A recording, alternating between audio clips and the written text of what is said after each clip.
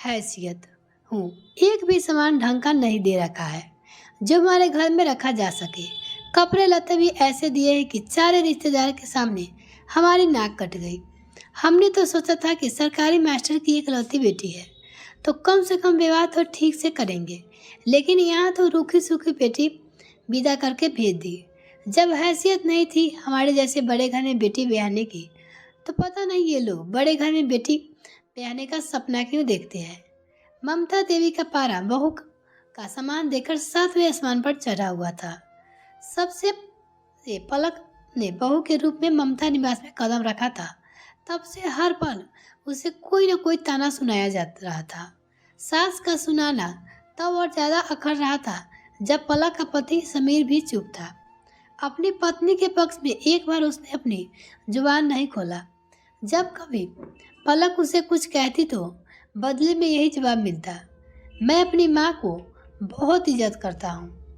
थोड़ा बहुत सुनने से तुम छोटी थोड़ी ना हो जाओगी, वक्त के साथ सब ठीक हो जाएगा, उसके पति ने कहा था।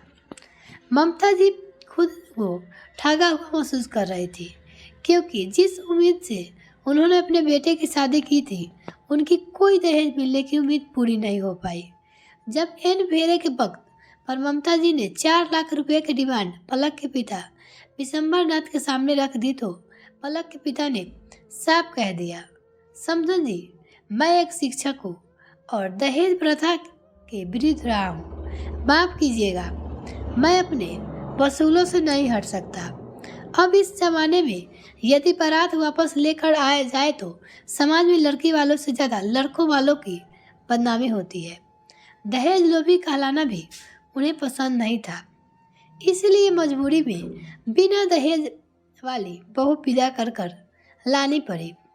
लेकिन इन सब का खामियाजा अब हर पल पलक और उसके पिता का अपमान करके लिया जा रहा था। हर रोज शादी में हुआ एक एक खर्चा पलक के सामने गिनाया जाता था। बहू के कपड़े पर इतना खर्च हुआ, हमने बेकार में इतने गहने बनवाए, वगैरह वगैरह।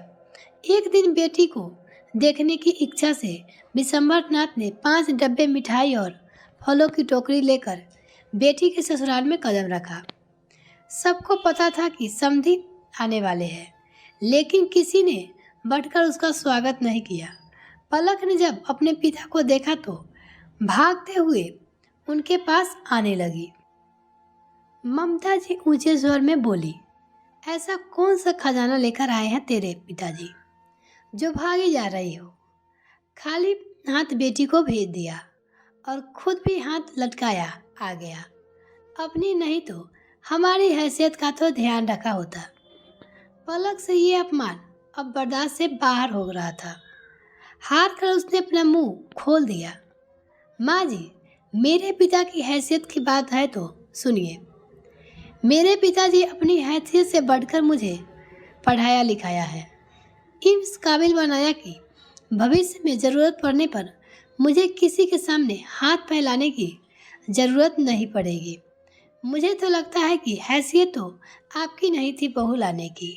जब बहू के खाने पहनावे का खर्चा उठाने की आप लोगों की हैसियत नहीं थी तो क्यों ज़रूरत थी बेटे ब्याहने की। क्या मेरा पति इतना भी नहीं कमाता कि अपनी पत्नी की ज़रूरतों पूरा कर सके। बोलिए माँ जी, उसकी बहू ने सास से कहा।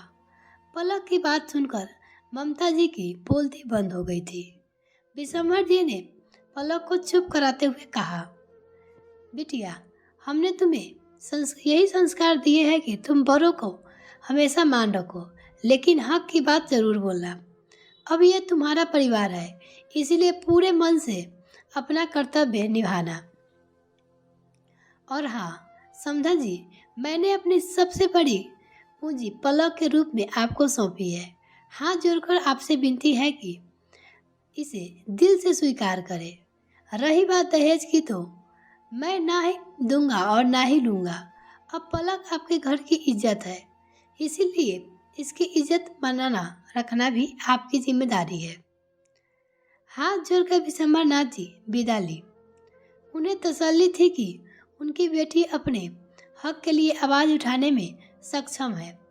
ममता जी को समझ भी आ गया था कि अब उनका पाला किसी गाय से नहीं शेरनी से पड़ा है, इसीलिए अब वह उसे स्वीकारने में ही भलाई समझी। मिलते हैं फिर नेक्स्ट फ्रेंड, तब तक के लिए bye. Thanks for watching this video.